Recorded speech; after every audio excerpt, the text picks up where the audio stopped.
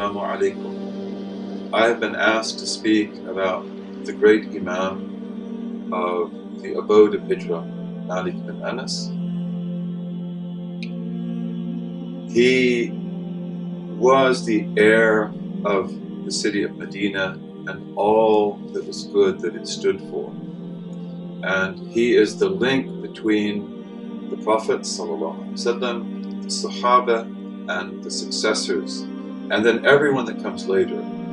And he received the fullest inheritance of the legacy that the Prophet left in the Blessed City, in hadith and in fiqh, and also in practice. And the amal is very important because the amal, as understood by Imam Malik, that being the practice of the people of Medina, as authorized by the ulama, it distinguishes very clearly between aspects of the sunnah such as what is normative and what is not normative. Imam Malik had the best of teachers. He was the best of students. He was authorized to give fatwa when he was about 17 years old. He became the great scholar of Medina because he inherited everything that was there before. The word madhab, school, can never be used for anything that is clearly stated in the Quran and the Sunnah. No one has a madhab which says that you have to pray 5 times a day, because that is absolutely conclusive in the Quran and the Sunnah, and it does not require ijtihad. Ijtihad is in all matters that are dhanni, that are conjectural, that afford more than one opinion, and therefore require ijtihad. And so each of the great Imams develops his own methodology in his own tradition, which he believes to be the soundest. So Imam Malik's is one of the richest of all of these methodologies, using many different sources, the praxis of Medina, a very strong commitment to the letter of worship, and an extremely strong commitment to the benefits and harms that come from pragmatic practice. So Imam Malik is one of the most attentive of all Imams to the issue of maslahah, of general benefit, and of mafsada, of general harm. All of the Imams were that way, but Imam Malik has particular institutions of law in his methodology that stand out. If you're interested in this, read my book, Malik and Medina, Islamic Legal Reasoning in the Formative Period. What can we learn from Imam Malik today? Of course, many, many things. One of those is the fact that he respected the differences of all legitimate scholars intensely. And one of the principles of the methodology of Imam Malik is what is called ri'ayatul khilaf, which means heeding dissent. Regarding the dissenting positions of other scholars in his school and outside of his school, in the school of Medina and outside the school of Medina, as being extremely valuable. Again, madhab is only in matters of ijtihad, and therefore it's important to consider the ijtihad of all scholars. And Imam Malik would alter and modify his own positions if someone like Imam Abu Hanifa had a contrary position. Imam Malik wouldn't necessarily change his position completely, but he would likely modify it. When the Caliph Abu Ja'far Mansur asked Imam Malik to make his Muwatta, the well-trodden path, one of the earliest and greatest books of Islam, one of the richest and most telling books of Islam, to make it the standard of the Caliphate, Imam Malik refused to do that.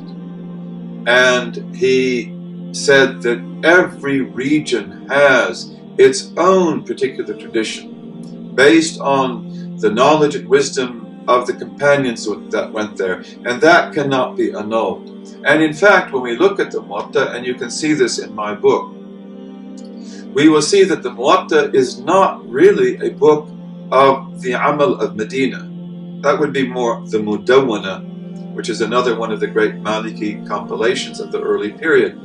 But the Muwatta is really Kitab Adillatul Khilaf. It is the book of the different proofs of dissent. So it gives us most of the basic legal proofs that are authentic. And therefore, if we look at the content, the hadith, the athar of the Muwatta, we'll see that the Hanafis will agree to almost everything that's there, the Shafi'is will agree to almost everything that's there, and the Hanbalis will as well. So he presents all that core material, and he may, from time to time, give his own Madinese opinion and show you how strong or weak it was in Medina. So this is a very good thing, this respect of dissent, and you see that actually in the schools in general. Imam Malik held the Prophet ﷺ in the greatest of respect, and he was the Amir al-Mu'mineen in Hadith in his generation, the greatest muhaddith of his time, and his time is a very early time. And he had access to all of the Hadith of the Prophet because Imam az-Zuhri, who was one of his teachers, was commissioned by Umar ibn Abd-Allah and by his father before him to collect all of the Hadith. And they did that. That was the first collection of Hadith. All of those Hadith were collected in the days of Umar ibn Abd-Allah, and Imam Malik had all of those in boxes in his house. He had over 7 trunks of the Hadith that had been collected in the days of Umar ibn Abd-Allah through the medium of his great teacher az-Zuhri. Imam Malik would transmit Hadith on one occasion. He would never transmit Hadith without perfuming himself, putting on the best clothes, and being very dignified. Imam Malik happened to be wealthy, as was Imam Abu Hanifa, radiallahu anhum, and they used to meet together, by the way. And Hamad, Abu Hanifa's son, would meet with Imam Malik when he made pilgrimage later on. But Imam Malik would go barefoot in Medina, although he often wore the robes of a very wealthy scholar, because often the faith of the people is in their eyes. If you don't dress properly, they won't take you seriously. But he would go barefoot in Medina because he did not want to step on any piece of earth with sandals that the Prophet ﷺ might have walked on. He also was an Umari. Imam Malik is the most like Umar ibn al-Khattab radiallahu anhu of all of the Imams. He would even sit at the pillar in the mosque where Umar had sat. Imam Malik was tall, and he imitated Umar in his beard and in other things of his character. Imam Malik never left Medina except to go to Umrah or to pilgrimage. Imam Malik also is among those people who is said to have transmitted the very important statement of the great Sufis, which is one of the fundamental elements of authentic Sunni Sufism. And Sufism is a fundamental part of our religion. It is the science of ihsan. It is said that Imam Malik said, "Man tasharra'a wa lam yatahaqqaq tafassaq." This opinion is also attributed to others. It does go back to the time of Imam Malik. There is some difference of opinion about whether Imam Malik actually said it or not. We believe that he did. That whoever follows the law alone and does not realize the spiritual meanings of that law, which you could call the Sufi path, tafassaq, will become corrupt. وَمَنْ تَحَقَّقَ وَلَمْ يَتَشَرَّعْ تَزَنْدَقَ. But whoever seeks to realize the great spiritual truths and realities, but does not bind himself or herself to the law, will become a heretic.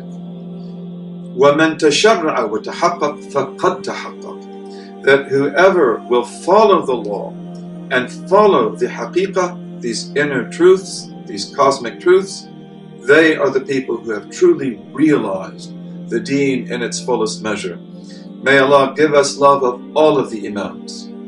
All of the Imams. Imam Abu Hanifa, Imam Malik, Imam Shafi'i, Imam Ahmad. This is one beautiful family.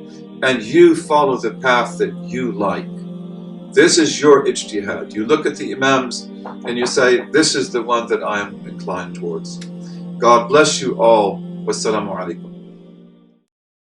One of the interesting statements Imam Shafi'i is reported to have said is that when he finished his book on Usul al-Fiqh, al-Risala, there's actually two versions of it. One he wrote in Baghdad, but then he rewrote it when he went to Egypt. After he was done with this book, he said, I've checked this book over 40 times, and after the 40th time, I've still noticed that there's mistakes and errors. And this taught me that only the Book of Allah is the book that is free of errors and mistakes. And this goes to show you the standards, high standards Imam Shafi'i held for himself and for Islamic scholarship.